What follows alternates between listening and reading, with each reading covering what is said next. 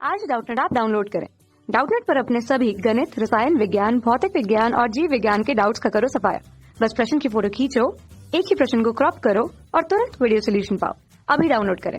नमस्कार दोस्तों, दिया गया प्रश्न है 2.5 सेंटीमीटर साइज की कोई सुई 24 सेंटीमीटर फोकस दूरी के किसी उत्तल दर्पण से 16 सेंटीमीटर की दूरी पर रखी गई है। तब क्या करना है? पहला, प्रतिबिंब की स्थिति तथा आवर्धन निकाले। तथा दूसरा कहा गया है कि क्या होता है जब सुई को दर्पण से दूर ले जाता है।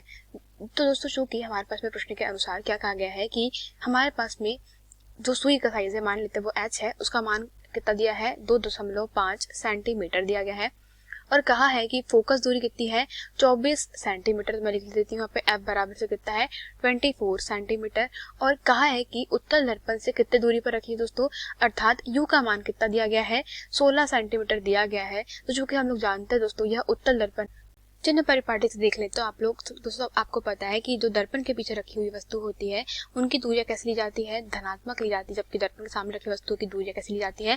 ऋणात्मक ली जाती है। और हमारे पास में जो वस्तु रखी गई है उत्तल दर्पण से 16 सेंटीमीटर की दूरी पर रखी गई है। मतलब मान लेते हैं कि यहाँ कहीं 16 सेंटीमीटर है, ठीक है। तो यू का मान यहाँ पे कैसे हो जाएगा दोस्तों? ऋण 16 सेंटीमीटर, चिन्ह परिपाटी के अनुसार। अब आगे बढ़ते हैं। हमसे कहा गया है कि अब क्या करना है? सबसे पहले हमें प्रतिबिंब की स्थिति प्राप्त करनी दोस्तों, अर्थात हमें v का मान ज्ञात करना है। तो चूंकि हम लोग जानते हैं दर्पण सूत्र से, ठीक है, वह क्या होता है? दर्पण सूत्र से जो हमारे पास में f होता है, f का मान कैसे निकाला जाता है? 1 में f बराबर इसे होता है 1 में v प्लस 1 में क्या होता है? u। इस स्थिति में दोस्तों हमें v का मान ज्ञात करना है। f का मान पता है कितना हमारे पास में?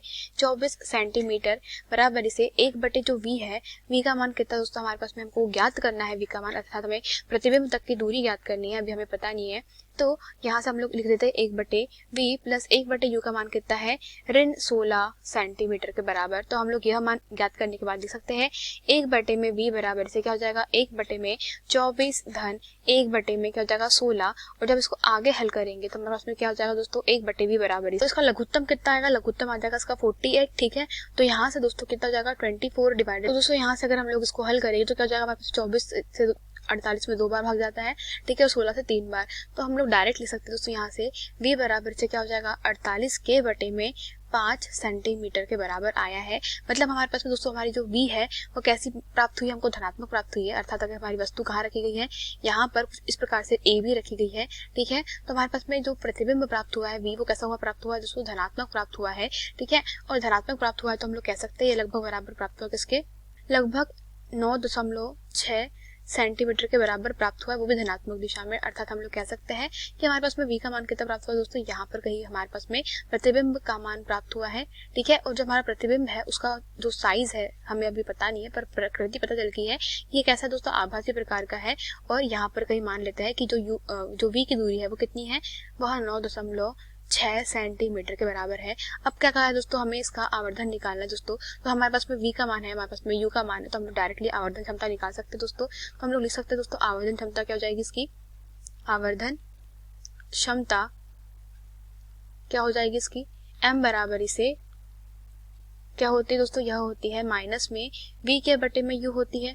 तो चूंकि दोस्तों हमारे पास में u का मान कितना है? ऋण 16 के बराबर है, ठीक है। हमारे पास में u कितना है? -16 है। और v का मान कितना प्राप्त हुआ है दोस्तों? 9.6। तो हम लोग लिख सकते हैं 9.6 के बटे में -16 इंटू में माइनस चल रहा है, तो m क्या हो जाएगा दोस्तों? हमारे पास में m का मान आ जाएगा हमें धनात्मक प्राप्त हो जाएगा, ठीक है। और ये जो मान आ जाएगा दोस्तों आवर्धन क्षमता का, वो कितना आ जाएगा? 0.6 के बराबर आ जाए। तो दोस्तों धनात्मक आवर्धन क्षमता हमेशा क्या बताती है? यह बताती है कि हमारा जो प्रतिबिंब बना है वो कैसा बना है? आभासी प्रतिबिंब प्राप्त हुआ है।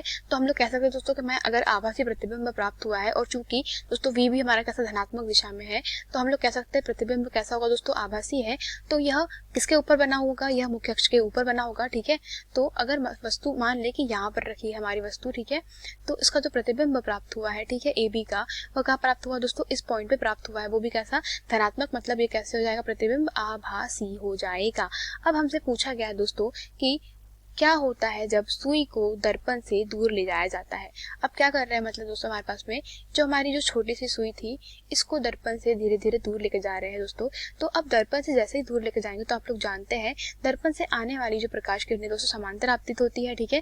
तो जैसे जैसे आप इसको दूर लेके जाएंगे दोस्तों, तो वैसे ही उतनी ज्यादा समांतर रेखाएं क्या होगी? आपतित होगी। और उसके कारण क्या होगा कि जो हमारा जो वास्तविक प्रतिबिंब है दोस्तों, ठीक है। हमारा जो प्रतिबिंब का मान है वह कैसा हो जाएगा दोस्तों, प्रतिबिंब की ऊंचाई धीरे धीरे धीरे धीरे घटने लगेगी और क्या हो जाएगा, यहाँ से इसकी दूरी भी बढ़ने लगेगी, ठीक है। आप देखेंगे तो यहाँ पे यह फोकस पे फिर एक बिंदु पे जाकर के फोकस पे बिंदु आकार का प्रतिबिंब बनाने लगेगा। तो मतलब हम लोग कह सकते हैं कि जैसे ही इसे लेंस से दूर रखा जाता है वैसे वैसे इसकी जो दोस्तों क्या हो सकती है, दर्पण की जो हम लोग कह सकते हैं प्रतिबिंब की जो ऊंचाई होती है, ठीक है, और प्रतिबिंब की स्थिति होती है वह फोकस की तरफ कैसी होती है, खिसकने लगती है, ठीक है, मतलब वो फोकस की तरफ जाने लगता है। तो हम लोग का जो प्रश्न था दोस्तों कि क्या होगा कि जब सुई को दूर ले जाएंगे तो वो क्या जाएगा दोस्तों, प्रतिबिंब का जो आकार है वह साइज में छोटा हो जाएगा और प्रतिबिंब फोकस की ओर अधिक झुकने लगेगा, ठीक है। तो यही हमारे प्रश्न का उत्तर था दोस्तों, धन्यवाद। कक्षा 6 से 12वीं से लेकर नीट, IIT, JEE वो एडवांस के लेवल तक 1 करोड़ से ज्यादा छात्रों का भरोसा। आज ही डाउनलोड करें डाउटनेट ऐप या व्हाट्सएप करें अपने सारे डाउट्स 8400 400 400 पर।